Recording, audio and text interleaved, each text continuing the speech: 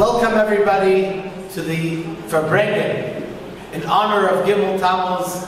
Today, as the day of Gimmel Tammuz comes to a conclusion, it is a great zechut, it is a great honor for me to welcome all of you, that all of you are here together with us to mark the special day, the very moving day of Gimmel Tammuz, the Rebbe's Yahrzeit.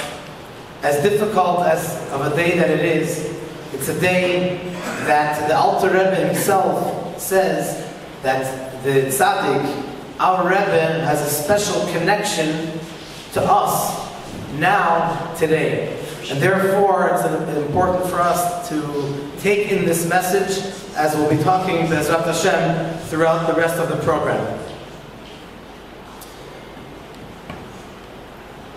In the 60s and 70s, as technology began to develop, the Rebbe instructed the Hasidim to utilize technology for the purpose of spreading Yiddishkeit.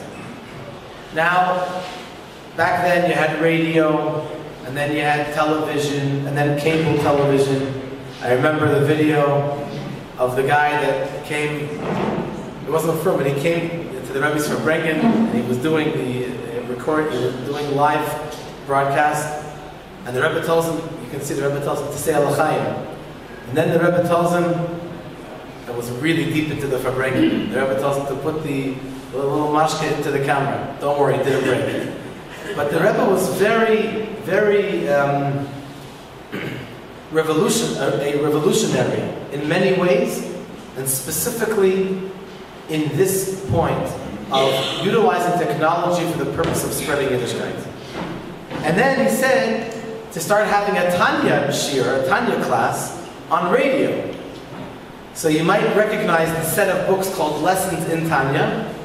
That's a translation from Rabbi Weinberg, which is based on his father, Rabbi Yosef Weinberg of blessed memory, who he used to teach Tanya in Yiddish every Motzai Shabbat. He used to teach Tanya, and it was broadcast, and the Rebbe was so happy, the Rebbe was so proud, to the extent that the Rebbe edited his shiurim.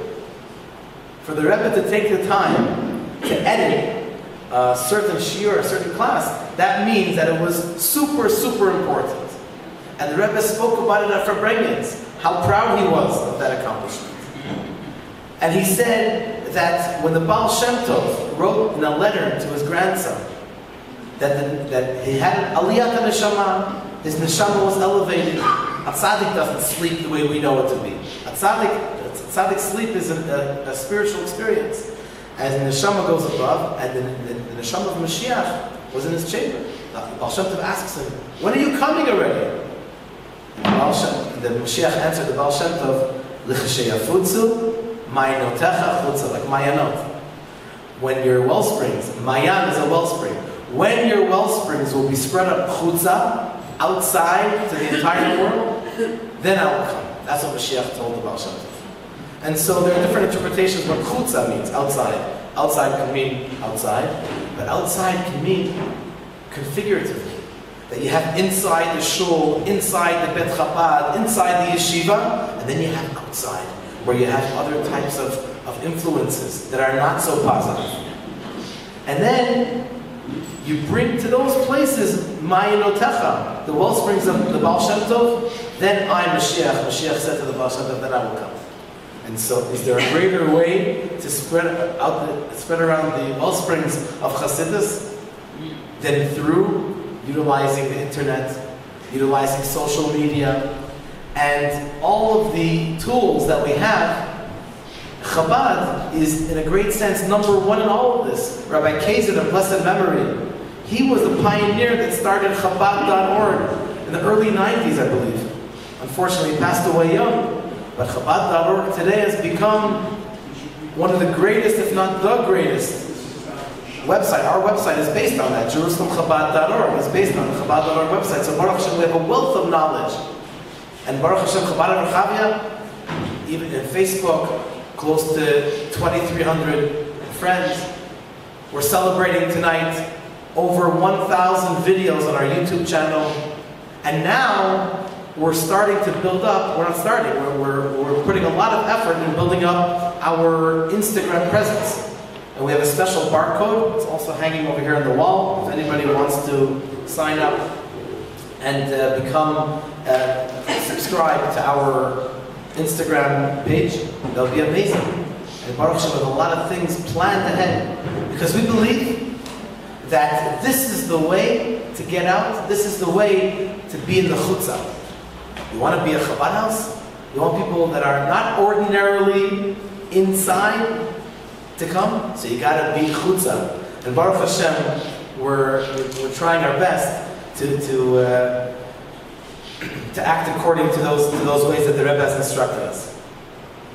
I want to take this opportunity to give a special thank you to all of those that have made this evening possible. First and foremost, that this special event has been dedicated in memory of David ben Avraham, in loving memory. Bezrat Hashem, this special event should be an amazing aliyat neshama, an elevation of the neshama. But maybe Mashiach should come immediately, and we will have all of our loved ones together with us right here in Yerushalayim. Amen. I also want to thank everybody for helping us put this event together, especially my wife, and all of the helpers, all of the people that came to help. And I want to also thank, at this time, I want to thank Itzik Lifshitz for doing the music, Toda Rabba, and Yeshakah, Toda Rabba. And the round of applause goes to all of you.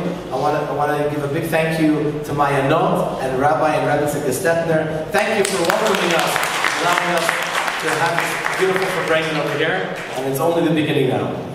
And as I introduce Rabbi Diamond to share with us a few words from the Rebbe, I want to give him a big yasher koach, and please give him a great round of applause for totally putting this event together and the success and the tremendous amount of effort that he's put into it. Thank you very much, Rabbi Diamond, for this and for everything.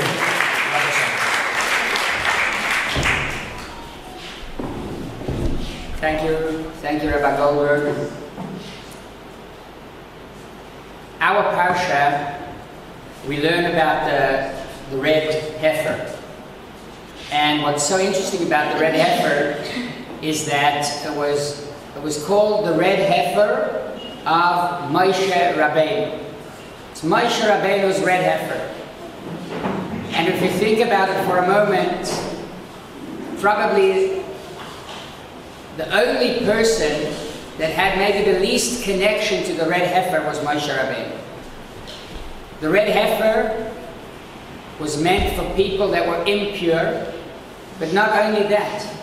Moshe Rabbeinu was the only person to know the actual reason of the red heifer, how actually it is able to make a person pure, together with all of the details, to the extent that the kohen, the priest, that is purifying that person that's impure, he himself becomes impure. So why is it called the red heifer of Moshe Rabbeinu? There's a great story from Rabbi Shabtai Slavatitsky from Antwerp. He shared a story about a wealthy businessman that lived in Antwerp, and this businessman unfortunately lost his mother at a very young age, and there were quite a few siblings, and on one of his journeys to New York, he went to meet the Rebbe. And when he went to meet the Rebbe, he wrote his name and his mother's name, as you could all do right after. Here we've got two places to write your name. We're going to send it to the Rebbe. He wrote his name and his mother's name. And when the Rebbe saw his name and his mother's name, the Rebbe told him, I want to show you something. The Rebbe went to his closet and took a special note, a letter, and he showed it to him, and this was a letter from his mother. His mother suffered, unfortunately, from a terrible illness, and she writes to the Rebbe that she accepts and she understands that she won't be here in this Olam Haz, in this world for many more days, but she is asking and she's praying for her children, that they should follow and continue the ways of Yiddishkeit, and they should marry. And so the Rebbe is showing this businessman the letter that his mother wrote to him before she passed away. So the son told the Rebbe, he asked the Rebbe, can I perhaps have this letter and keep it, because this is one of the only memories that I have from my mother. Can I have this letter? It's about me. And the Rebbe said no. The Rebbe said every single year before I go down and daven the davening of Kol Nidre on Yom Kippur, the holiest day in the year, I take a look at this letter and I read it, and that's how I start my davening on the holiest day. This shows us a bit about what is a Rebbe and the connection that he has to each and every one of us.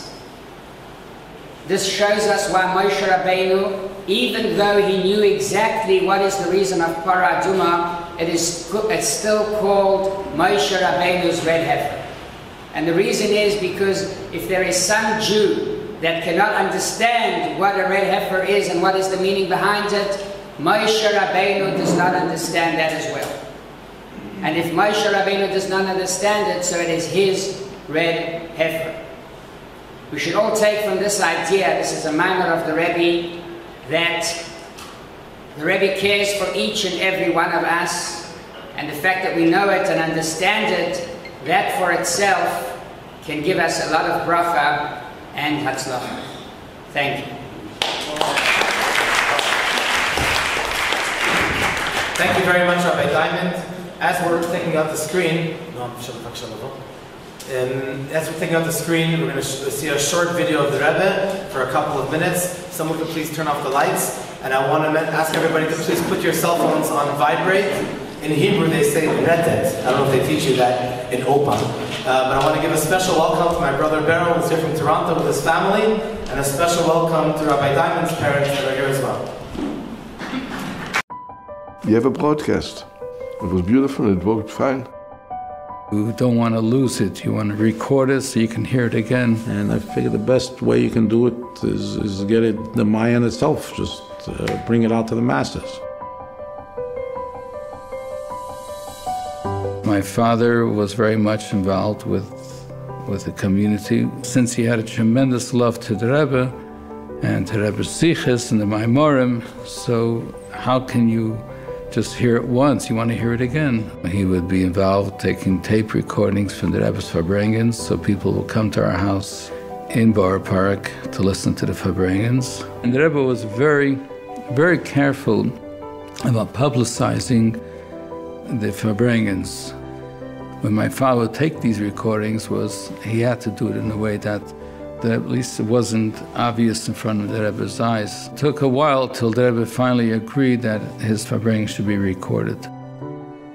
I remember from my Bar Mitzvah money, I bought myself a camera starting in 1962, and my father would take movies from the Rebbe, so we have a lot of nice movies. 1970, Tovshin Lamed, Yud Shvat, and it was a demand from Eretz Yisrael to have a live broadcast. They asked permission from the Rebbe gave permission. We had a big engineer from Israel here, and he told us that you take the mouthpiece, and the mouthpiece has 2 wires, and you connect it to the earphone of a recorder, of a tape recorder, to the earpiece, and you have a broadcast. And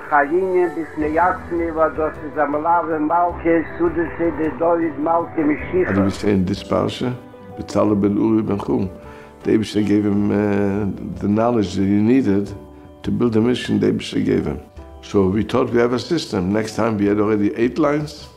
So we did the same thing, connected all the wires from the 10 lines together, and we plugged it into the tape recorder, and the tape recorder, poof, went on fire.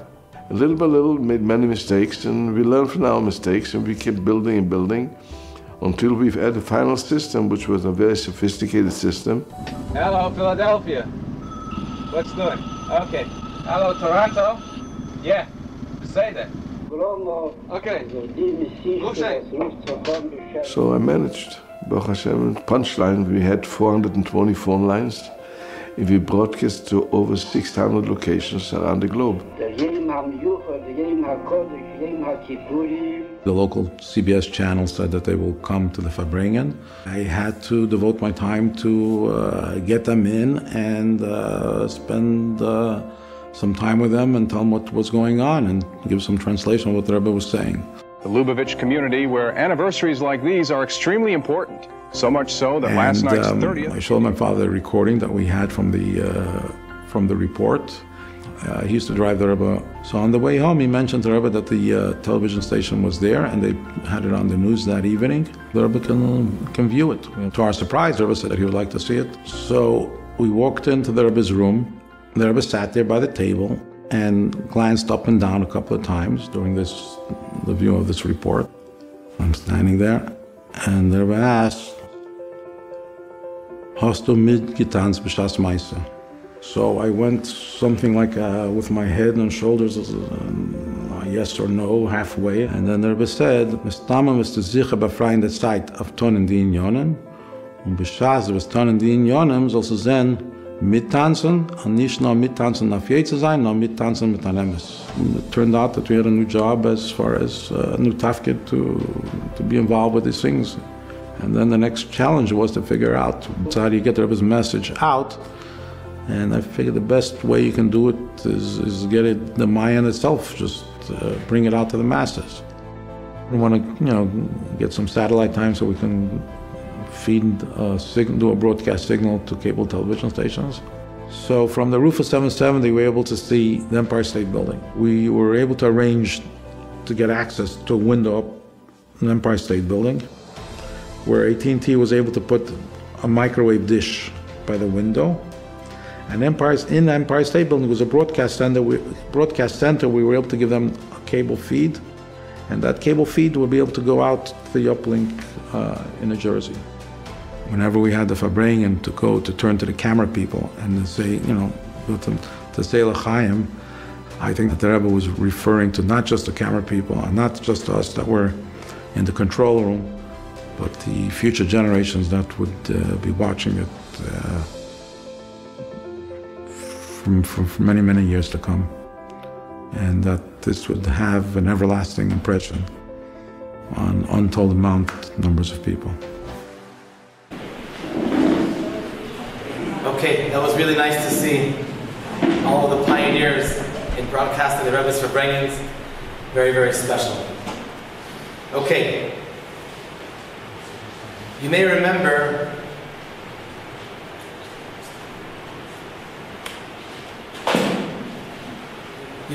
that several years ago, the State of Israel sent a lunar lander to the moon, and there were a number of very, very special individuals, professionals, that worked on the Beresheet. Ariel Gomez is a system specialist on the Beresheet project, the first Israeli lander to the moon. And it's a great honor that Ariel is here with us today. Please join me in welcoming Ariel Gomez. B'vakasha.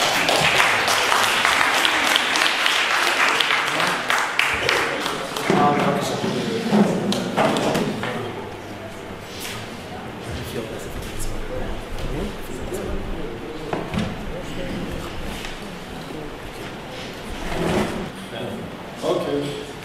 So good evening and Chag Sameach.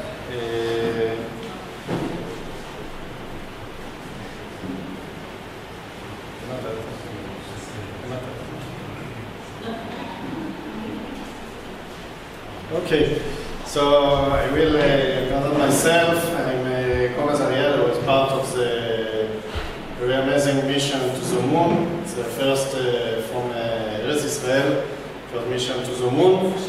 The mission one, and we'll talk about that. About the mission of Beresheet. Maybe part of you heard about that, young people in general more.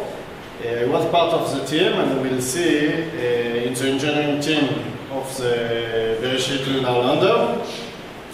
I'll explain to you this evening how to do a lunar mission and how to combine halacha and technology in our world in Olam HaMaaseh, we say in the Chabad in the Tanya, how to do that in a very, we'll not enter all the data, but we'll see what we are doing during Shabbos and how to combine halacha and technology in our modern world.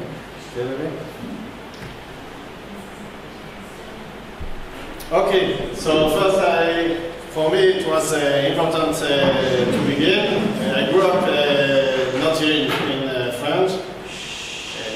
Sorry for the accent, but I grew up in Chabad school, the primary school of Chabad school for the Shaliach Rav Pinson and his wife.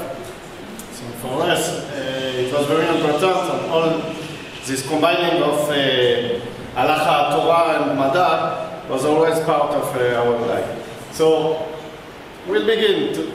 This evening, in my conference, we'll take things that not happen in the earth. All about outside the earth, except to the halachic concerning and what we are doing in halacha. But what the earth is saying about the space. So when we asked the Rabbi, it was in the, I think it's around the years 70s. In the 70s years, there is any interest in space exploration because after the Apollo mission, it was a very interesting of the people about space. So Ariel says that it's not the heat sense of a Jew to the space exploration, but if it can add in Yirat Hashem, Yirat Shamayim, and you can understand the infinite of the godness, so why not? So this is a different point of beginning of our conference.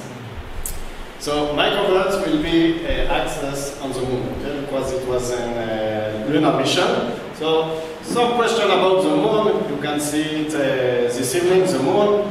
Little moon, because we are after Rosh Chodesh. You can also see Mars today and also Venus. We can see them very good this evening. But about the moon, do you think on the moon we have, like on Earth, day and night? Do you think you have? If you are now on the moon, you can see you have a sunset, sunlight, and do you think you have day and night like on Earth? No? Yes? No? No? So, if you are now in the moon, you will see the sunlight and also sunset, but it will very different. You have 14 days of light in the moon and 14 days of night in the moon. So, an Earth day in the moon is 1 month. Okay, the middle of the day, it is in the 15th of the month, Hebrew month. When you see the full moon, it is like in middle of the day, and after that, on Rosh Chodesh, it's the middle of the night. Okay, so you have a day and night in the moon. I tell you to understand also from an engineering point of view, also the matter of the moon and why it's so difficult to reach the moon and to have a lunar mission can have some of the constraints. So the moon is very close in space, space meaning exploration, very close, only for 400,000 kilometers. For example, Mars is it's around 50 million kilometers. Mars is also very close. But the moon is the closest, very closest corpse from the Earth. You can see that during the day on the moon, it's very, very hot, and during the night of the moon, it's very, very cold. So it's the space temperature. You have during the day around, like in a oven, 130 degrees, and during the night you are around minus 150, minus 200 degrees on the moon. Why? Because you have not atmosphere. In Earth, you have an atmosphere that protects us from space condition. You have also no atmosphere, no oxygen. We can say that we have no water on the moon. It's not exact because we have in the poles, but we'll not answer that. Like we say, a day in the moon is a month for us, 28 days, Earth day, and the moon is like a big desert. Okay, it's like a big desert, a gray desert. This is a mission. So, like the next time you will see the moon on the sky, you say that one is very close, and it is the day on the moon, if you can see it, and it's like a desert. And now we'll see how to reach this desert. So regarding the moon mission, okay, the main mission to the moon began with the Apollo mission. The first to reach the moon was the USSR. It was Russian in '66. After that, you have the American people. Not the American people, the American USA tried also, but they crashed on the moon also many times. Till the mission Apollo, it was Apollo 9. So because 1 and 2 or missed the moon or crashed on the moon, but at this day, the USA was the only country to reach to put a man on the moon and also to get it back. Okay, it's not so simple. The third country to reach the moon were the China, but you can see 50 years after. And after that, the next attempt was with the SpaceIL, part of the mission was it. And after that, a few months after, you have India. The difference between all this mission, that all this mission was country mission. SpaceIL was the first company. Also, we are not a company. We are an Amuta. It's an organization. Yes, an organization, private organization to reach the moon. It was the first time you do that. We have not only like like NASA, not like also like Europa, and we prove to the moon that if you want, like Hamin said, that Enomed Bifna Ratzon. If you want to do, not the money, only if you want to do, you can do it. It was also one of the message. Also, that's very. Do you think you have some Jewish signs on the moon? No? I heard when the first guy came to the moon, he saw the Chabad with a big white beard. Maybe. What are you doing? With a cola bottle. With a cola bottle, no? Cola can. Okay, so you have something of the moon, okay? So, the first one is the Beresheet crater, okay? We did it. But on the moon, you have a lot of craters. NASA and also some organizations before named all the craters in general in big famous scientists on the world. And you can see you have some Jewish craters. If you are in Wikipedia, you can write Jewish lunar crater, and you will find you have the Rabbi Avraham Zakuto craters. It was a Mekuban on the big Rebbe, also a big scientist in Spain during the 15th century. You have also the Valbach. It was also a big chief rabbi in Spain, and you have the Ibn Ezra craters. All this Rebbe was also Rebbe, Kabbalist, but also a prophet, very scientific, and they helped the world, each one in Mathematica, in physics, in optics, in navigation, each one have a contribution in Kodesh and Chol, okay? And you have also some modern scientists, like we know, craters on the name of Albert Einstein, Niels Bohr, also Jewish, but in the last century. But you can see that you have also craters and big Rebbe and big scientists. Yes. So now it was only for the Yeda, but now we are coming back to the mission and our matter, our topic of the Okay, so the mission of SpaceIL was composed by some challenges. First challenges was to arrive on time to the launch and to survive the launch. The second challenge is you have to navigate and in space. You will see it's not so simple. You have to withstand with the journey. You see it's very high, very warm, very cold in space. You have to capture the lunar capture, to capture the moon, to get close to the moon and get the moon reach the moon and take the moon, capture you in order to land on the moon. And the landing, the landing it's a very difficult stage. You can see. So maybe continue.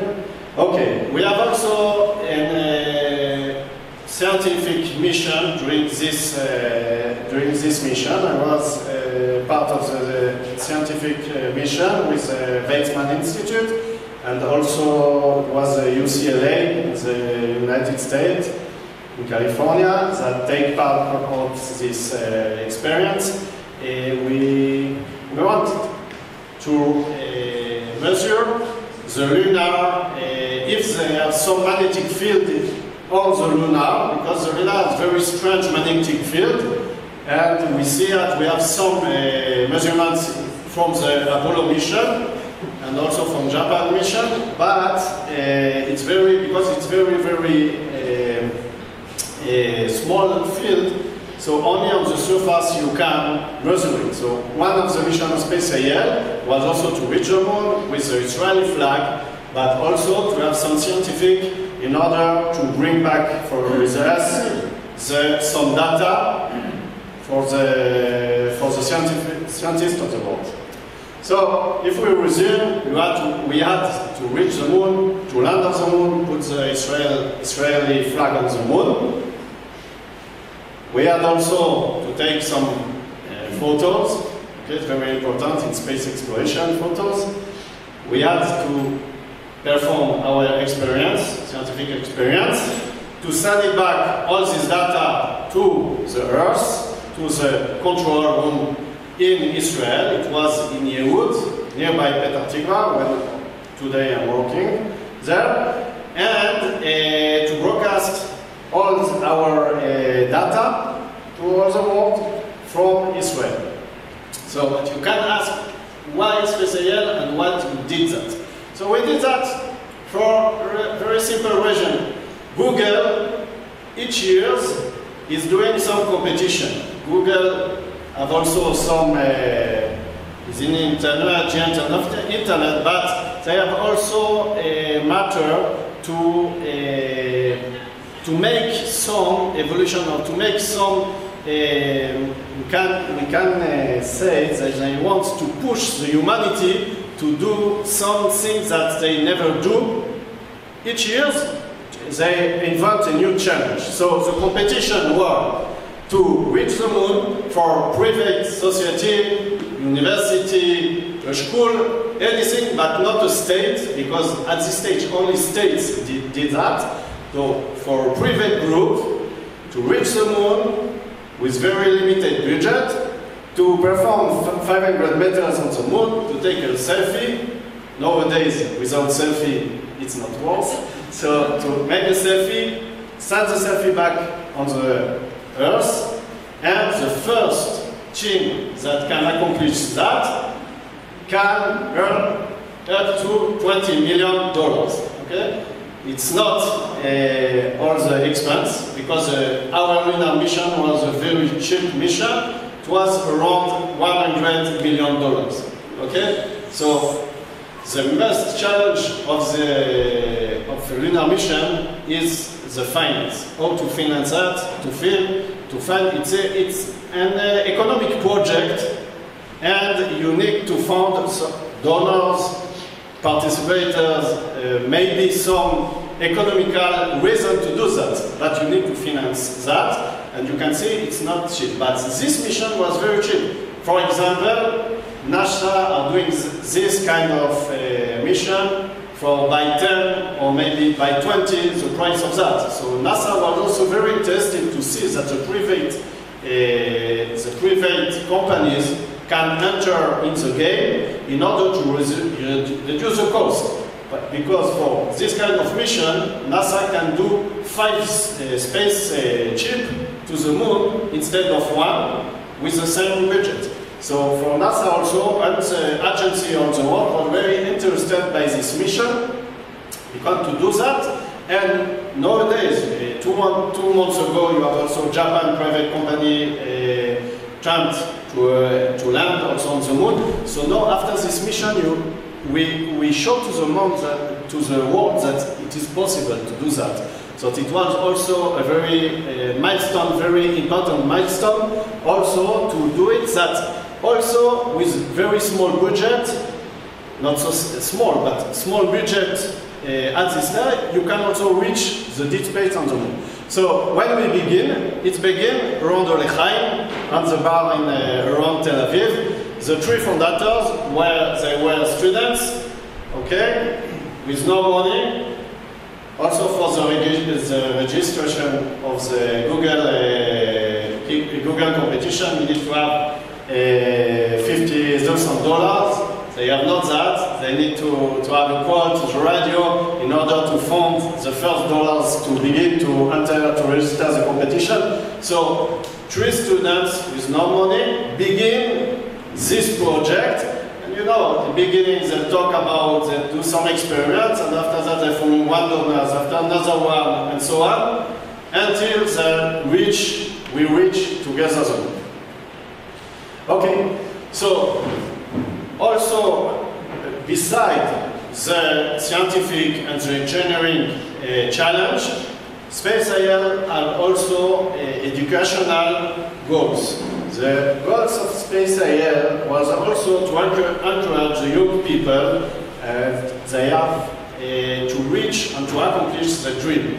We explain to the people that we are also nowadays going to the school to tell our story and to encourage them that you don't need to be a very big, very famous, very rich person to do amazing things. You need to have the passion, to have the volunteer, the ratzon to do that, and you could do that. So we want, and I think that we success to do that, to produce the Beresheet effect in the young people in Israel to make them dream and want to accomplish the dream. This was a team, 50 people. This was the team that reached the moon. We are not angry, not those and those people. This is a person living in Israel. We never did that before, and we had to success for the first time to land on the moon, and we were not NASA, and not JAXA, and not ESA. Okay.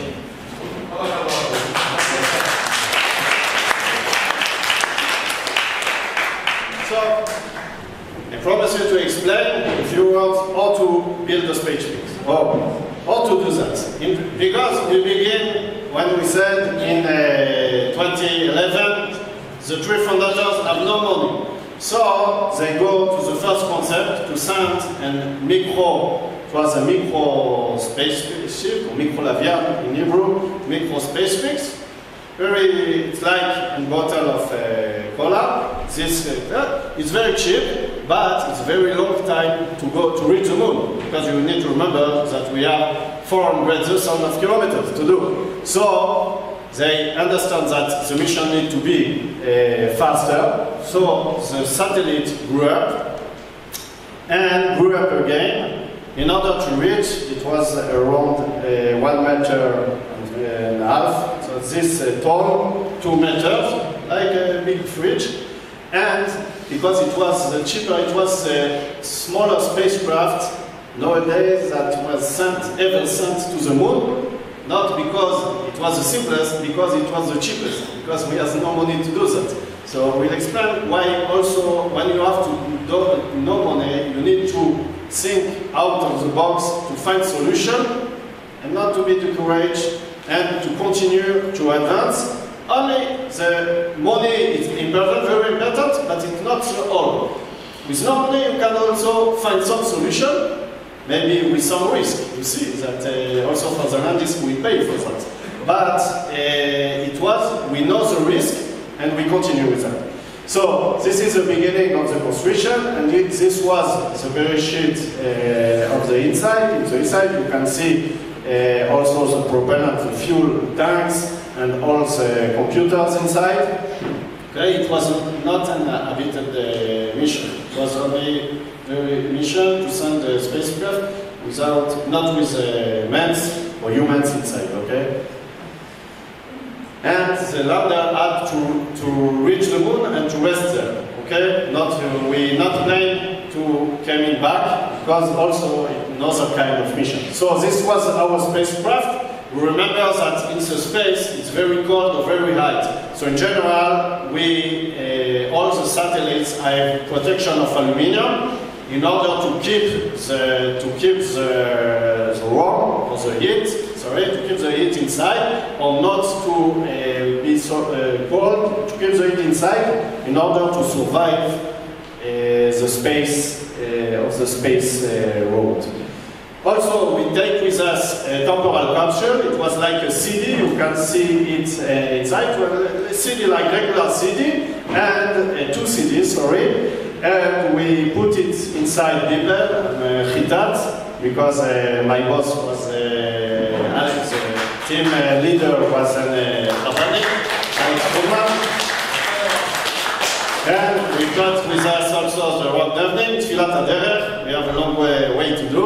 So we put inside, we put inside also some family images, a lot of drawings, and from children in Israel sent us through all the social media, and also Israeli song images, Wikipedia, and also hard disk media. We put them inside the spacecraft and sent to the moon. So like the Rebbe said, yes, you have a chitat on the moon nowadays, today. Okay. So what was the challenge of the space mission? We can say that we have the launch, the navigation, the telecommunication, and the landing on the moon. Okay. So first of all, the launch. The launch in Israel, we have no launcher. So the launch was from the US, from Cape Canaveral, Florida, with SpaceX launcher. Okay. SpaceX, I think also today, is a cheaper launcher, and you can also have take a ride with other satellites. Can see that during this launch we had 3 satellites. This is a regular satellite. This is a man standing. You can see this is the tall of the man. This is a regular satellite. Very big satellites of telecommunication. From internet and TV and phones. This is a regular satellite. This was Beresheet, very small spacecraft. And another satellite also inside. All the satellites are encapsulated into the, we call this the Chabad. It was like a capsule in the launcher and as launched in space. To reach the space is above our heads, around 100 kilometers, and to put satellites in space is around 8 minutes. Okay?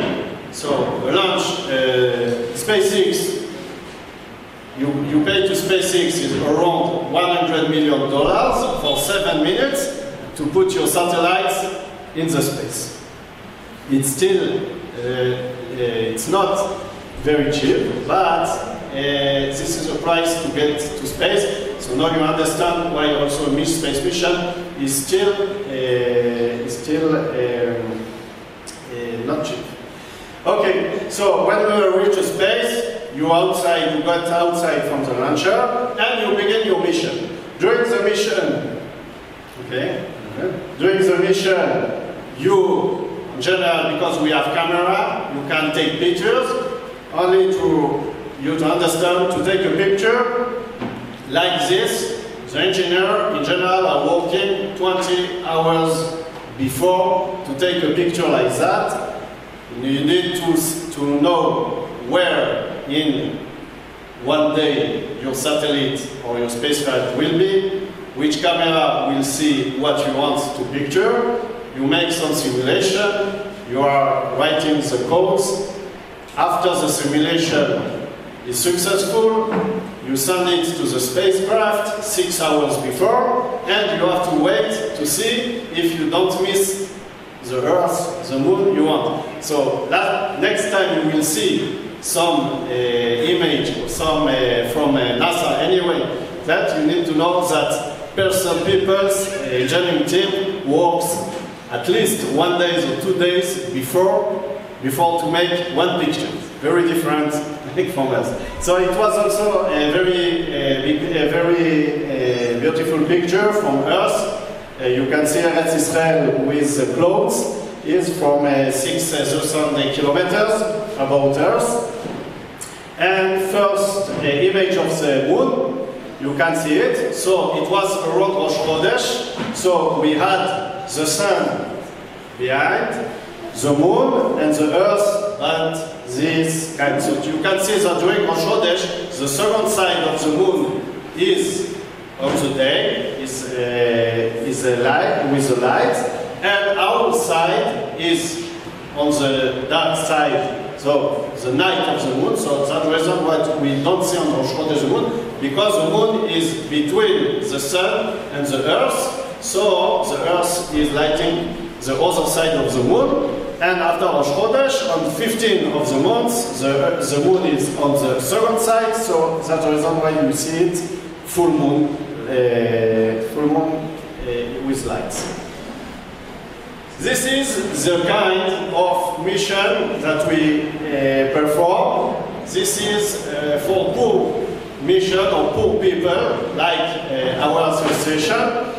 With NASA, when NASA doing a mission for the moon, they are doing what we call an lunar injection. So they have big launcher that put them on the orbit. You can see the cyan, this orbit, and in this way you can reach the moon in 4 days. It is like in mission Apollo. If you have no money, you need to use other physical properties. So, like in like David and Goliath, you say with a stone is launching, and the more energy you see, you can go faster, and you can reach a very long trajectory. So we use this type of flyby. So we have to circle the Earth and to let the Earth to propulse ourselves to reach the moon. It is at the end of the process we reach the same point, but it lasts 2 months. So you have 4 days for reach a country, and for private missions that have not the same budget as agency, national agency, 2 months. But by the end of the mission, you reach the same point. Okay. Well, so we had also an antenna around the world. Okay, free from private company to have telecommunication at the time. And this is from the control room during the mission. Okay. Okay, and now it was this is a moon from very close-up view, and we had also to choose a landing site with this picture. This was a picture, remember, me and Alex Friedman had to choose when to land. So you see, you have mountains, you have craters, you have rocks, you have not airports, you are not the welcome on the moon. So you need to find some area with some risk, with some crater, because if you are landing on craters or on rocks, they're very small, also rocks from this side, you can finish the mission. So we know that we had a risk, we know that we have no response to our question, but this is in the life, you have not always answer of your question, you need to move forward. So this was the last pictures from Beresheet. You can see Degel Israel, the flag of Israel, in the background of the moon.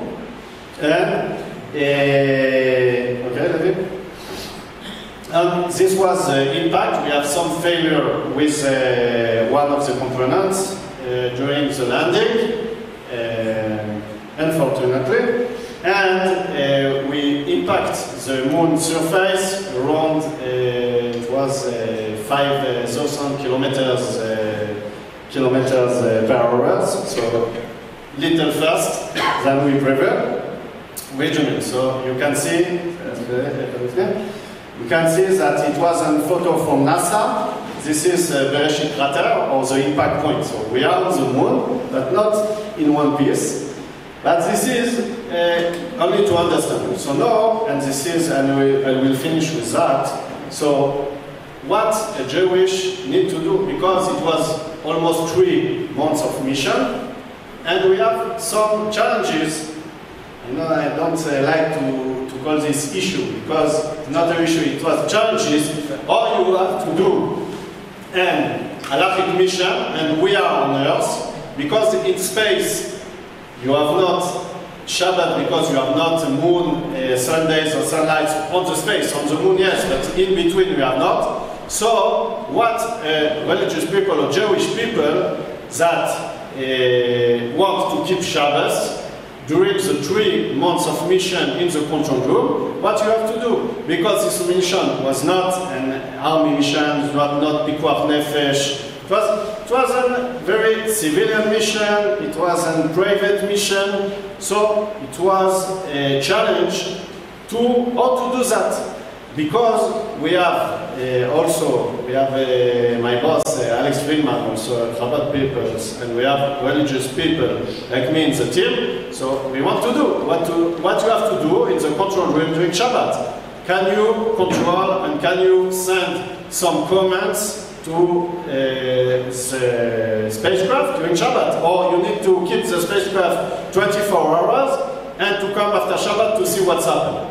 So you understand you have 100 millions in the space, and to keep it 24 hours and to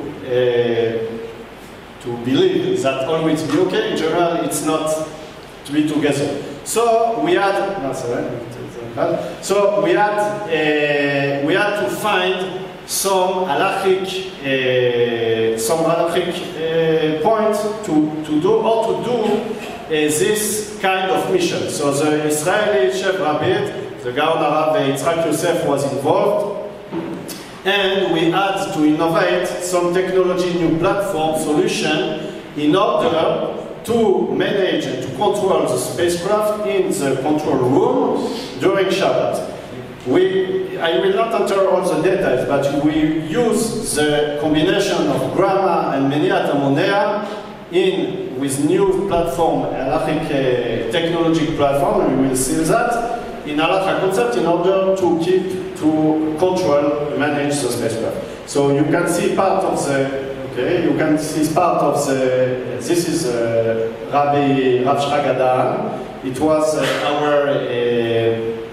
our advisor in halachic, very living also in Bet Shemesh, living in Ramat Bet Shemesh, RBS, and it is also a neighbor, but it was also an officer in IDF, in Tzal, Rebbe in Tzal. So I reached Rav Shaga because I know that this kind of solution, this kind of mission, this is tailored for him. So, okay, you can put it. And this is the keyboard, and also you can another click, and this is the mouses that we change in order to find the technological halachic solution in order to control our spacecraft in the space room during Shabbat. Okay? And I will finish with that. And you can do it. So the point we need to understand that if you have a Jewish and Orthodox Jewish, if you are Jewish that you want to keep the halacha, you can also reach the moon and also to keep the Shabbat inside. it's not simple. When you say that, it seems to be two things different, but in the same way, at the beginning our topic, I said to you that it was very important to see that you can combine halacha and olam ha'maaseh and with the modern technology. If you want, you have always solution. You need to work out, but it's possible. So thank you very much. Wow. Can I give you a hug? Amazing. Okay. Thank you. Ariel, that was fascinating. Thank you so much for an amazing, for bringing an insight into how we can blend and bring in Kedusha and Torah into modern technology.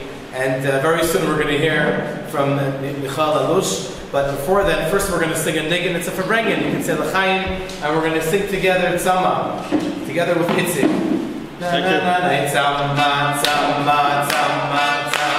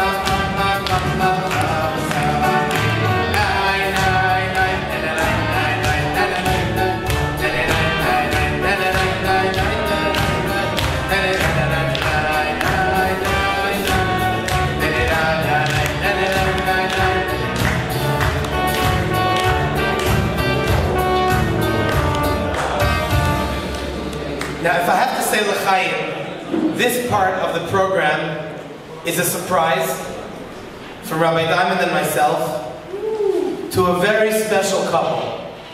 The couple that's here has made a tremendous, huge impact in the success of Chabad of Rechavia. Tonight we are celebrating 1,000 videos on our YouTube channel. Thank you very much. Correction, this video is going to be 1,007 videos on the YouTube channel. And we have a special gift for Mordechai and Raya Meltz. Mordechai and Raya have been, are, and continue to be, Be'ezrat Hashem, for many happy and healthy years, great friends of Chabad of Rechavia. It is totally thanks to Mordechai and Raya that we have the great zechut of being such role models in bringing the amazing shiurim and events to so many people around the world forever. Now it's up there, it's forever. And the truth is that before Corona, we had Baruch Hashem great classes, and Mordechai kept telling me, why don't you record your classes? And me? Recording my classes? Who's going to listen to it? And he pushed me, and about 2 months before Corona, we started recording the shiurim, the Tuesday night shiurim. And immediately, when Corona started, and everyone was at home, and practically speaking, many organizations were shut down for an X amount of months. The moment that Corona began, you can look back. We have shiurim from our Tuesday night classes of different courses on Chassidus, discourses. We have an amazing playlist on Tehillim according to Chassidus. We have a playlist for Pirkei Avot, shiurim from Rabbi Diamond and myself. We have the pre-Shabbos videos, over 150 videos for over 3 years. And Baruch Hashem, many of you received them on Thursdays. You might have received it today. If not today, it'll be tomorrow. A short message. And there are so many other playlists, Tanya, we have a lot of shiurim on Tanya, and Be'ezrat Hashem, we're going to continue this. And the reason why I said 1007 is because when I sent Mordechai a message a couple of days after we completed 1000, he said, we're already into the next 1000. So it's a real Chabadnik. He's looking already into the next. How much more can we accomplish? It's never enough. That's the Rebbe's approach. And so Rabbi Diamond and I are very, very honored to call up Mordechai and Raya to give you a special, special gift. A round of applause for Mordechai and Raya. Please come up.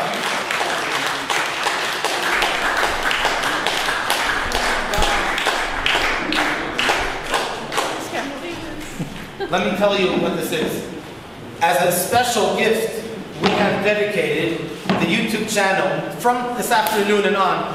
When you go onto the Chabad Rechavia page, you can see that this YouTube channel is dedicated to Mordechai and Raya that have done so much, put in so much effort. And this is something that you can put up, you can have at home. It says that these are the words that is on the YouTube channel, dedicated to the outstanding work of our dear friends Mordechai and Raya Meltz, who work tirelessly to build the success of the Chabad Rechavia YouTube channel. Toda Rabba, Rabbi Diamond. Please come up.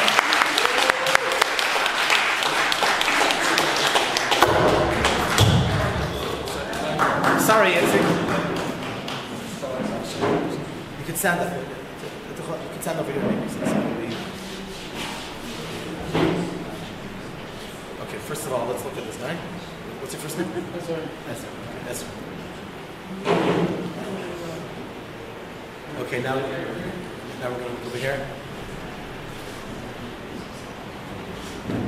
Toda Rabba. Enjoy. Will we hold it for you? Our pleasure. Great pleasure. You want to say something? Something from your heart. Yes. Do you want? I just want to be able to thank everybody for your support and understanding. As Ryan and I have made many of the videos for our Chabad Rechavia, as well as Rabbi Goldberg and Rabbi Diamond, for sticking with us as we encourage them to continue on.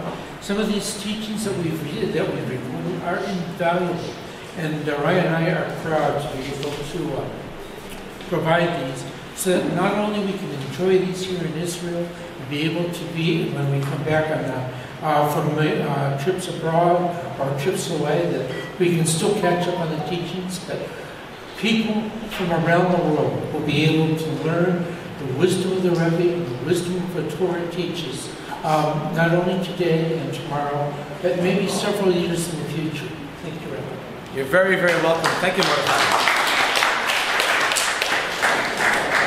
Don't forget, Mordechai and Raya worked for decades in Hollywood and California, and so this is a great way of using your talents for Kedusha. Is there a better way? I don't think so.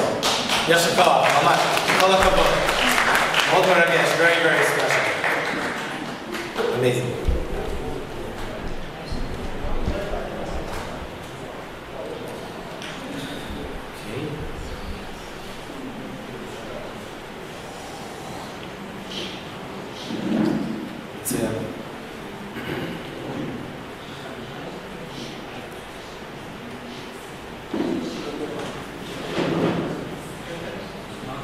Okay, as I'm going to introduce an amazing speaker now, I want to share with you that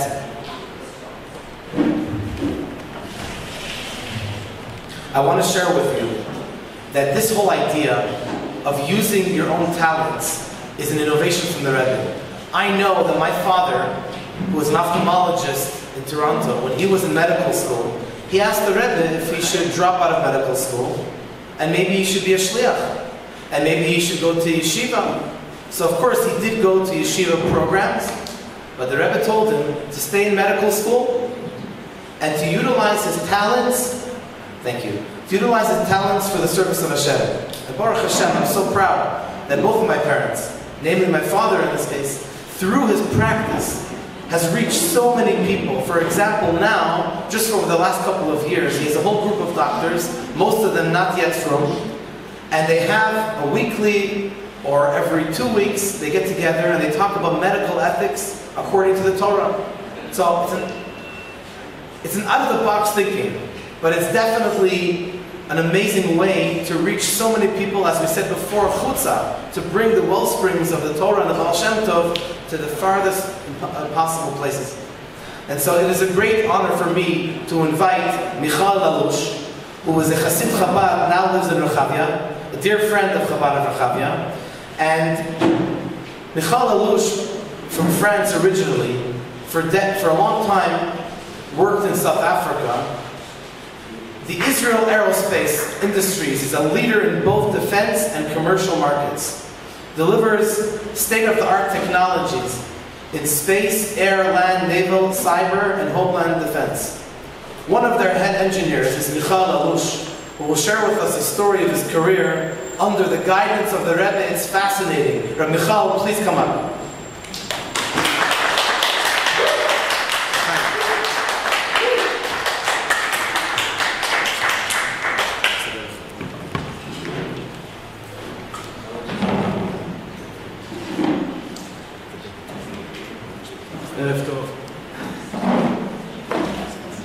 I don't think you had to say I come from France, and I'm afraid you're going to suffer another time the French accent. You know, there was a story of this guy in the hotel, phoning a French guy, phoning the room service, and he said, "Could you bring me paper?" And the guy said, "Do you want white or red paper?" He said, "No, I want a blank sheet of paper to write on it." So, my first trip in Eretz Israel, that was in summer '71. First of all, I want to say this is a time where I was 18 years old, I fell in love with Eretz Israel. I was in the beginning of my Teshuvah process. I came with a youth movement, Tikvatenu, similar to Bnei Akiva, and I wrote to my parents, I want to immerse myself in this land, in these people, and in the Torah. So it took me 20 years to fulfill my dream of Aliyah, as we will see a little bit later. But I had another striking memory of this trip. We had a Shabbat in the Technion. And there was a group of French-speaking Israeli students. And at the Sudat of Shabbat, one of the students mentioned that the very same week they had a lesson in quantum mechanics. And said that they learned about the famous principle of uncertainties of Heisenberg, which states that if you know the speed of an electron, you cannot know its locations. So he was very proud to raise the hand and to say to the professor, "I'm sorry, it's not possible. In Pirkei Avot, it's written, En davar she'en lecha makom. There's nothing in this world which cannot be located." I must say that I was a bit shocked. For me at the time, you have the Torah on one side, the science, the world on the other side. You don't mix together, you don't do such a salad. A couple of years later, I started changing my mind.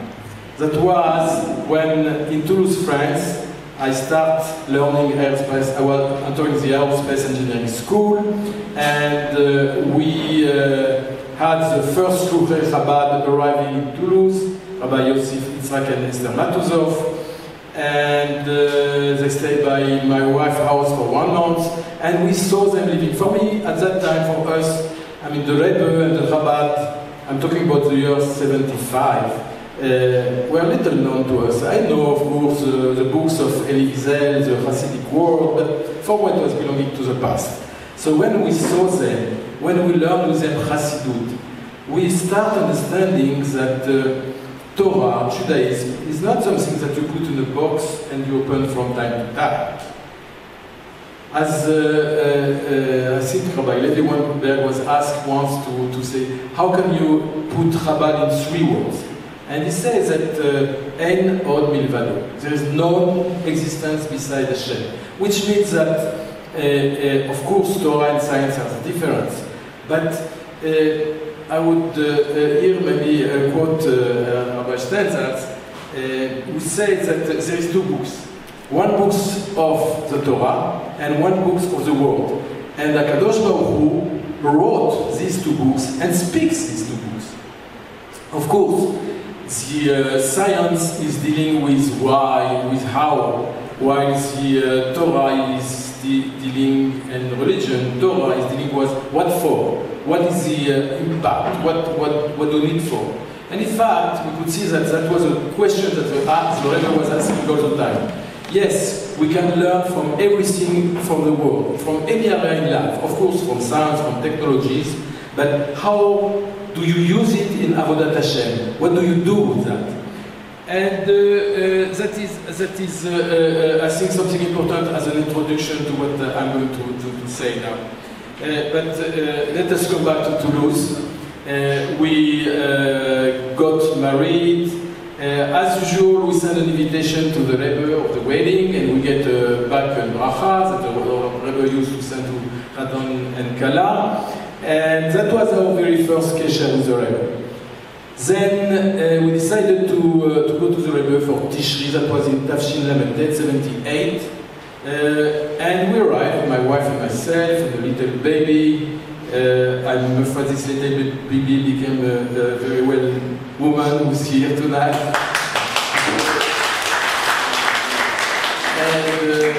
And so we were there, and I must say that was an atmosphere of simcha, of kedusha, and especially we had a Yehidut with the Rebbe, Yehidut Prati, that means that a private audience after the Chagim, the Rebbe, and the Rebbe talked to us in French. We were given a Tanya and the Siddur, but I have to say that this moment in the room of the Rebbe sealed forever our kesher with the Rebbe. And each time I go back now, I think I live again this very special moment. So my dream of Aliyah was still alive, and I decided, and we decided that it was obvious we are going to ask the Rebbe. So at that time we were still in Toulouse. I worked for Airbus Industries, a big Airbus airliners company, a manufacturer, and I asked the Rebbe if time has come to go for Aliyah. The answer was, if your Parnassa allows you to be Shomer Shabbat V'Yom Tov, it's better for the time being that you stay in Toulouse. What can I tell you? I was not a big Hasid, and I was a little bit disappointed, but of course we decided to listen to the Rebbe. And amazingly, at that time, I was working in Airbus and start a new project. That was the very first civil fly-by-wire aircraft. So I'm going to explain a little bit what it means, but before, as a background of what I'm going to say, the question is that how do you know that an aircraft is safe to fly? What do you do to demonstrate safe to fly? And the basic process is that you have to show compliance with a set of technical requirements, answering a lot of questions. What about the strengths of the structures? What about hardware and software qualities? What about the number of redundancies you need? But that was a new project. Up until now, the aircraft are flown with so-called mechanical flight control. What is mechanical flight control? This is a conventional way of flying an aircraft. You have the pilot with his control wheels, which is directly moving the control surfaces in order to move the plane, to land, to go down, go right and left. But basically, through his control wheel and through physical linkages, cable, rods, whatever, including servo, hydraulic supplies and so forth, is moving the control surface. A fly-by-wire aircraft is totally new. You have now a sensor sensing the motion of the stick of the pilot, and it's sent directly to the computer, which will decide how to move the control surface in order to do whatever you want. So that was completely new, and in terms of to demonstrate how safe it is, we could not use the same set of regulations that we have for mechanical flight controls. Everything has to be reinvented. We have to take new criteria. And I was chosen to lead a task force representing the Airbus Industries together with civil aviation authorities in order to create, literally write new criteria in order to make sure that this airplane will be safe. So it is obvious that the Rebbe's answer, and you know when you ask the Rebbe this kind of questions, is of course for your profession, for the place, but the Rebbe could see where is your Shlichut Neshama. So for sure, in the answer that the Rebbe was given to us to stay in Toulouse, if our Parnassa, if my Parnassa allows me to be Shomer Shabbat, that was also probably to show that Toulouse was a small community, that it is possible to be a Jewish engineer, like my friend Ariel said, and to respect the halakha. At that time also there was the creation of a new Jewish school, and my wife and myself, we were quite active. So that's probably what the Rebbe had in mind. But I have to tell you that in preparing this lecture, I realized something else. I realized that what I did at Airbus Industries was an extraordinary Ashgacha Pratit. Why? Because starting my career in Airbus in Israel aircraft industry, I used this experience. Why? I'm going to tell you why now. Yes, I work in the field of drones. Basically, you have to know that the state of Israel has been and is a leader in drones. They started, in fact, the need for drones. What is drones? I mean, we see the aircraft, but the main issue of the aircraft is to send picture, to send video, to send intelligent information to them. So that was something which was, they found the need to have real-time information during the Yom Kippur War. And this is where they decided to invent this, what they call Malat, Matos Lelo Tayas, which is not very true because in fact it's a remotely piloted aircraft, but which could send information. But again,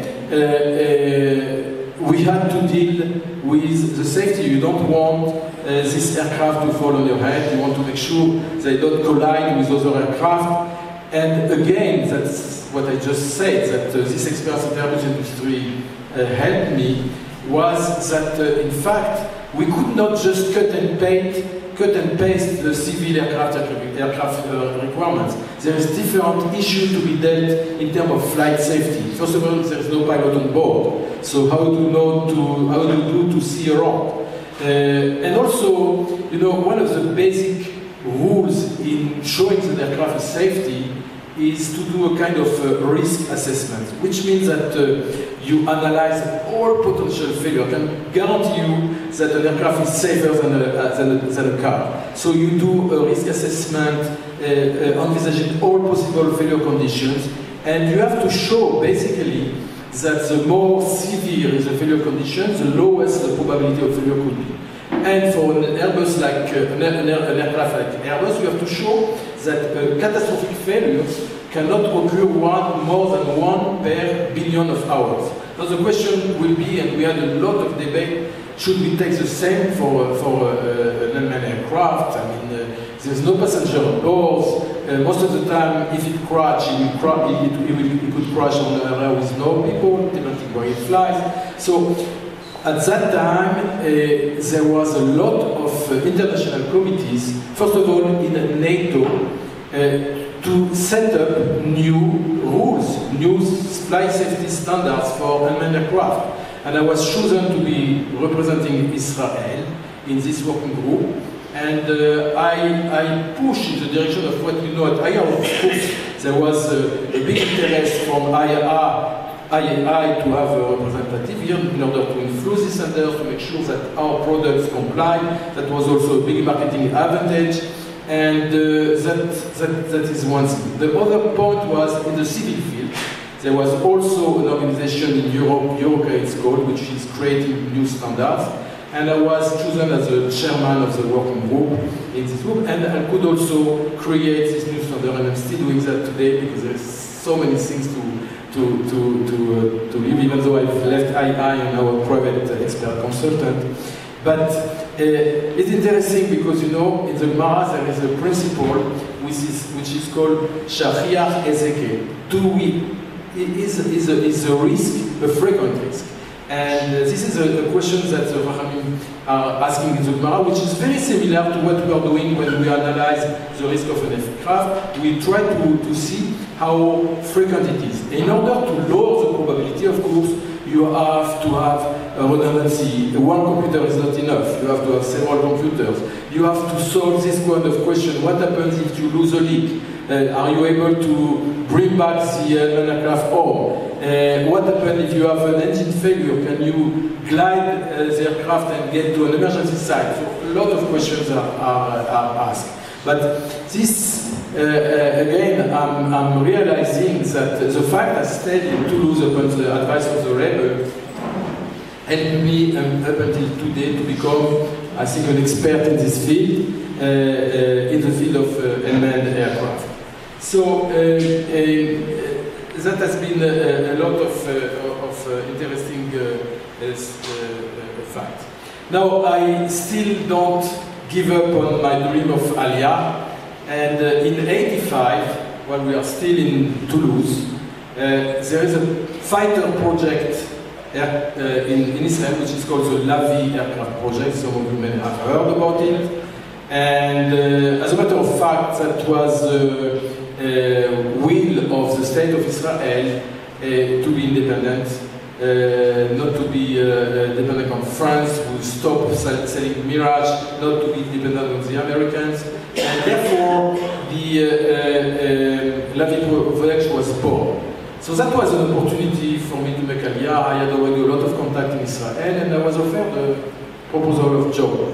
So obviously I asked again the Rebbe, and I got a very strange answer. The answer was, how can you decide when the situation is so much changing in Eretz Israel? You should decide half a year before. Very strange answer. We put a hold on the idea of going to work on this project. It was not very clear. And a few months after, we went with the whole family visiting the Rebbe. It was in Tammuz, close to Gimmel Tammuz, in fact. And again, we had this time not a private audience, but a collective audience. The Rebbe take and speak to all the guests. And there was something that the Rebbe said at that time that didn't really pay attention. He said, I said in Hebrew, "Akadosh Baruch Hu mesabeb et hasibbot כדי שיהודי יצטרך להגיע לכל מקום בעולם." So it means that Akadosh Baruch Hu, so to say, creates causes. I want even to translate sometimes, invents pretext. So a Jew will go to a certain place because he has a shlichut, it's shlichut neshama. He has to witness Goy Echad Ba'aretz, Achdut of Hashem. He has some mission to do, and therefore Akadosh Baruch Hu creates these causes. I didn't really pay attention to that, but when, a couple of months after, I was unexpectedly offered a possibility to work in South Africa. When I get the phone call, I say, South Africa? I didn't say South Africa, I want to go to Israel, not South Africa. But again, I had a chance to, thanks to my job in Airbus, to go a lot to the Rebbe, and I could ask again, and I can tell you, I mean, the idea is that you put a letter to the secretary of the Rebbe. I used to write in French, by the way, and the Rebbe write his answer on the letter. So sometimes it takes days or months even to get an answer. Sometimes there is no answer, but this very Friday I was there. Within half an hour, I get an answer from the Rebbe. You should accept the proposal. Wow, that was a big revolution in our life. It was the time of Lag BaOmer, and we were supposed to go in Tishri in South Africa. In this very summer, that was a time where the Lavi project was cancelled due to pressure of the American government. So thousands of engineers were fired from Israeli aircraft industry. If I would have been there, I would have been fired as well. And now I could understand the Rebbe's answer, how can you decide when the situation is so much changing in Eretz Israel? This summer also was the first time I met Rabbi Stenzals, which I became very close to him. and translating his book. In fact, I gave him my first French translation, The 13 Petaled Rose, and I've not stopped since then. I've translated my Bible, and so he told me something interesting, because I told him the story about the Rebbe's answer and the Lavi was concerned, and he told me two things, in fact. He told me, the Rebbe put you on Derech Aruka Utzara, the Lashon of Tanya, on a long, shorter way to Eretz Israel, so that means that South Africa, but the next step would be Eretz Israel.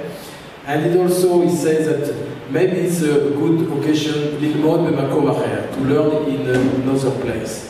And I can say that we arrived in South Africa for almost 5 years, and that was a very special place. Anash community is very strong there. Shluchim are top, and we could really learn in another place and strengthen our link to Chabad, to Hasidut, to the Rebbe. And I was in fact sent for working on an aircraft project. They had in mind the South Africans, because they were losing a lot of aircraft in Angola, to do their own fighter aircraft also. And amazingly, a lot of Israeli engineers who were fired from the Lavi come to South Africa. So that was for us the best possible preparations to our Air Force, materially speaking, but also, as I say, spiritually speaking, and even to understand a little bit better working with Israeli engineers, the Israeli culture, the streaming at the meetings. Ariel, I think you know what I'm talking about. And but that was nice. I mean, and the fact was also because of the political change in South Africa, the budget of this project was cut every year. That was really what I said before. Hashem invents pretexts for you to be at a given place, but there is a deeper reason. And finally, the project was finished in South Africa, and we have to leave. And again, we asked the Rebbe, I'm making short, but we get a very clear answer, B'Shato Mutzlachat. So 1 month before our Aliyah, I came to Israel to sign my contract with Israel Aircraft Industries, and I decided that I have to go to the Rebbe, just to say thank you to the Rebbe. And I went, that was Yud Adar, 1 week before the stroke, and I passed by the Rebbe, and I say, still in French, I thank the Rebbe for all what we brought to us for the past 14 years, first time we were on the Hidud, and he gave me a tremendous bracha of immense success on this very date of the Yud Adar. And I just want to open a parenthesis because it's amazing. 31 years later, a couple of months from now, we've been again to South Africa to the wedding of my grandson, who is here tonight, on Yud Adar. That was the exact same date I was by the Yud Adar. Anyway, we made Aliyah 1 month later on Kavdalet Adar, and I start my career at Israel Aircraft Industries, which I have been talking about, of course.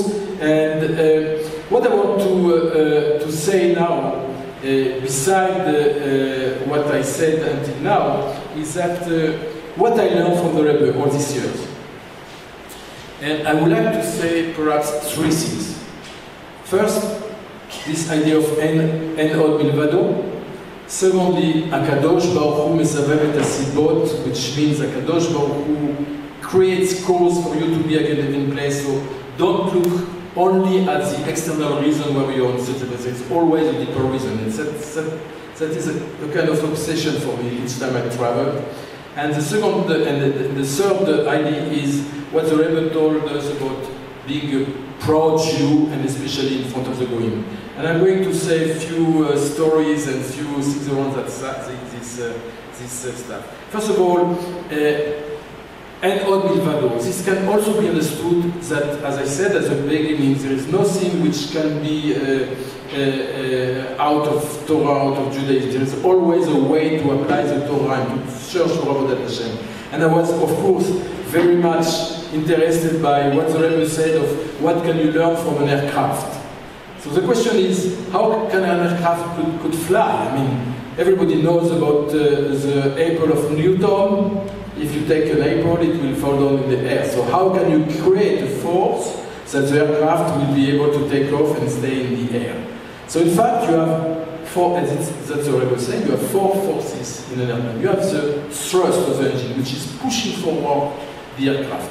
Doing so, there is an airflow which is coming against, and due to the shape of the wing, which is called an airfoil, you get a difference of pressure between the up and the down. This difference of pressure is precisely creating the lift force, which allows to overcome the force of gravity created by the weight. Now, we have to know also that by this aircraft moving and having this airflow against it, it creates a force which is called the drag force. And you could see amazingly that without this drag force, without this airflow against, you would not have the possibility to create a lift. And the Rebbe says this is a big lesson in Avodat Hashem. First of all, and I think it's a lesson for everybody, whenever you have an opposition in life, use it to lift up. Use it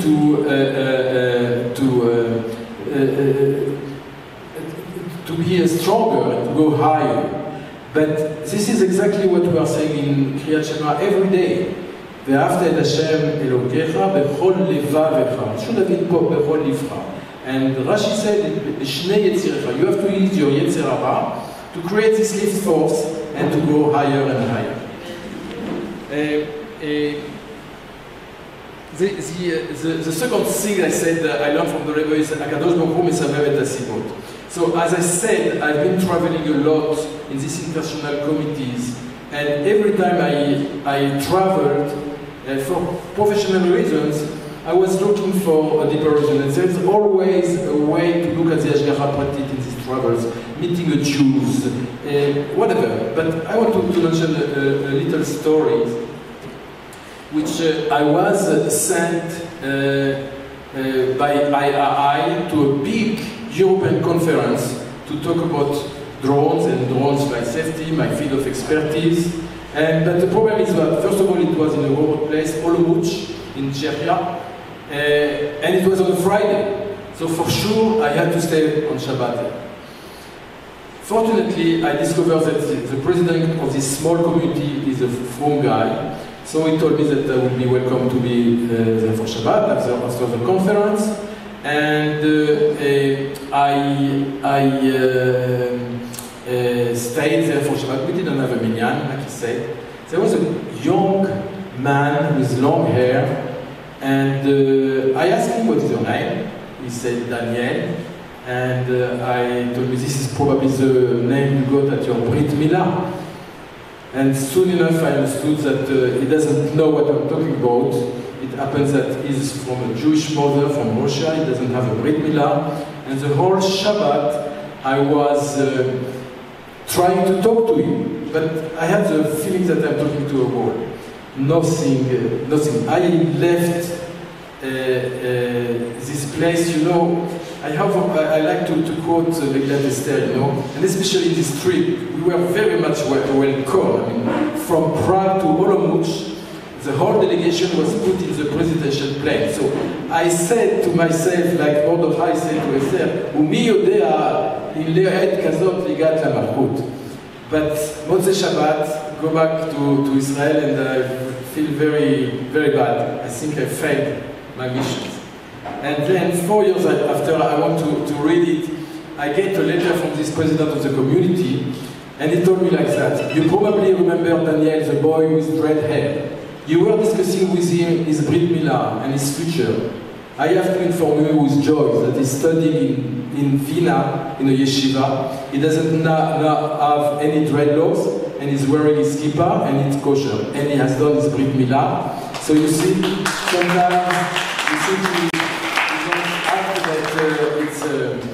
and the last thing I would like to say about what I learned from it's really being a proud Jew in front of the Goyim especially. The Rebbe told us about Gaon Yaakov, and especially to stand firm. In fact, I mentioned the first mamar that I heard from the Rebbe. Of course, at that time, that was our first trip to the Rebbe. I didn't understand. It's only later on that I learned this mamar. But basically, the Rebbe talked about the lulav in Sukkot, and the fact that the lulav is a sign of victory against the goyim who accuse us on Rosh Hashanah. But it also says that the very fact that we sing the Alel, Alelu Hashem, Kol Goyim, Shabechu Kol Ha'amim, Ki Gavar Alenu Chazdo. That means that we say that, and they recognize it. The Goyim recognize that Ki Gavar Alenu Chazdo, that HaKadosh Baruch Hu sent us his kindness in our favor. And the Rebbe add in this mamar, sometimes you have Goyim opposing you, and if you stand firm, you will see that at the end they will change their mind and even help you. And I was invited in Toulouse again by the Areospace engineering school. I was learning there. I was now in Israeli Aircraft Industries, and I was invited to lecture on the history of 30 years of history of drones in Israel. Of course, I did not reveal any secret, but I think it was a very interesting conference. But 2 days before I arrived, I got a mail from the director, and he said, because of the law in France about external sign of religion and so on and so forth, we would be very annoyed if you come and lecture with a kippah. Wow. So I replied immediately that I've been all over Europe for the past 30 years in Ministry of Defense, in the European Commissions. Nobody asked me such a things, and I'm convinced that you will be able to respect my conviction. I do intend to lecture with the kippah. I didn't get any answer other than "à bientôt, see you soon." And I went, and amazing when I arrived.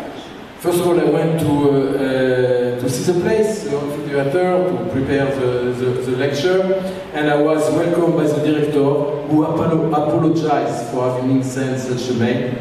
He introduced me the security officer who was following me everywhere. So that was probably what the Rebbe had in mind in the mamar, and I'm convinced that I get cohort from this mamar.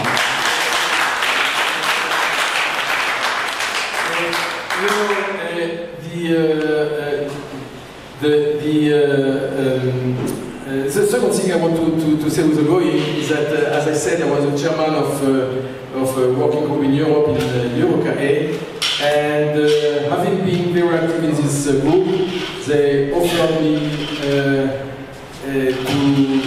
they awarded me what they call the Lifetime Achievement Award. There was, again, the ceremony was in Toulouse.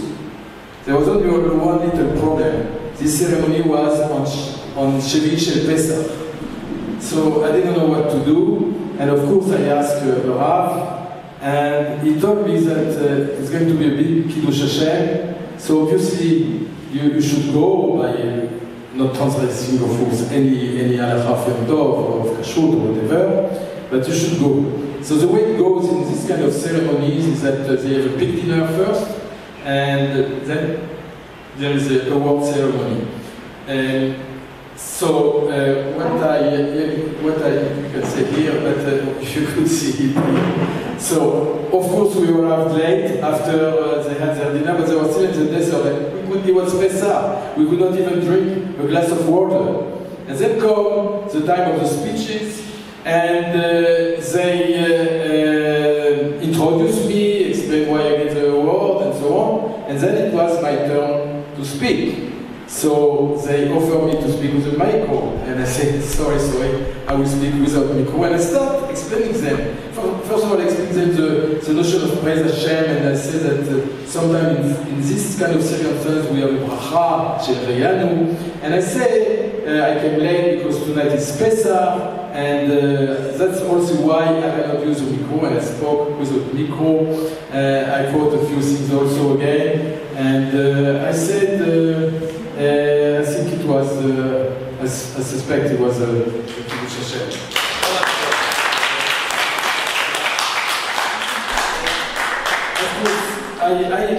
I made sure at every lecture that my last slides is quoting some verse, and there is something which is very much fitting. You see here. Know what is above you, an eye seeing, an ear listening, and everything is written. This is exactly what the drone is doing. Is seeing from above, recording everything, videoing everything. So I tried always to find a way, and it was often appreciated. I think you could see soon the picture also. I was in Japan, here, and I told them that the very first drone in humankind is, in fact, help me. What is the first drone in the Bible? Noah, right? Noah, it's even an autonomous drone. There is no pilot, it went by itself. So they were so happy, and I put it in Japanese also, and they could not move. They wanted a picture, everybody come. Anyway, I'm going to conclude now, and as you know, we are Gimmel Tammuz tonight. This is the Yahrzeit of the Rebbe, which is for the past 29 years not physically present with us, but is so present with us. And again, in Toulouse, I was at a NATO meeting, and it was Gimmel Tammuz. So my friend, the Shaliach of there, decided to invite me as a guest speaker at the evening. And a little bit before, I told you I was very close to Rabbi Stenzas. So I went to him. He didn't know why I'm coming to him, but I went to him to tell him I'm going to Toulouse, Gimmel Tammuz, maybe you have some tips, some advice. And I'm still surprised because without hesitating, I can promise you 1 second, he told me, you're going to tell about drones, and you're going to tell them that Chabad after Gimmel Tammuz is like the drones. In fact, as I told you before, Malat is not Matos Lilotayas. In English we say remotely piloted aircraft. There is a pilot which is remotely monitoring. So he said the Rebbe defined the flying plan. It's exactly where we should go, and he defined also the final destination, exactly like you do with a drone. And of course, is monitoring the flight. Still, as we learn in Tanya, that Tzaddik is even more present after he passed away. And we just have to go on board and help this flight to reach its destination. So, in order to try to sum up what I'm trying to say, with your permissions, I would like to quote a very special extract of a tefillah which had been composed by Rabbi Stenzas when he was even not 20 years old. And I think it illustrates very much what I have been trying to say tonight, and perhaps also Ariel. And here it is. I will say it in Hebrew. We are in Israel, but I will translate after because it's so nice in Hebrew. תן לי אלוקיי את הכוח להסיר את המחיצה המדומה בין התורה והעולם. אז אסתכל בתורה ואראה בה את עולמך. אסתכל בעולם ואראה בו את תורתך. Grant me, Hashem, the fortitude to remove the imaginary partitions between the Torah and the world. I will then contemplate your Torah and see your word. I will then contemplate your word and see your Torah.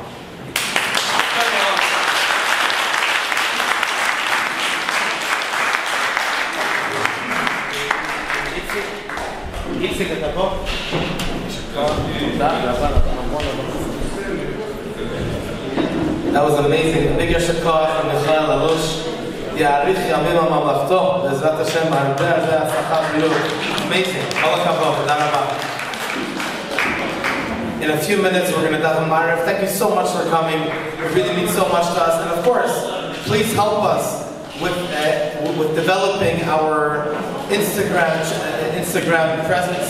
That's our next big challenge and work. B'ezrat Hashem will be very successful. The signs are on the wall. If you did not yet write a letter to the Rebbe, please feel free over here on each table we have. And of course, there's food. It's not for show. It's for consummation, to consume. And let's sing a niggun or two, and then we'll do Mara.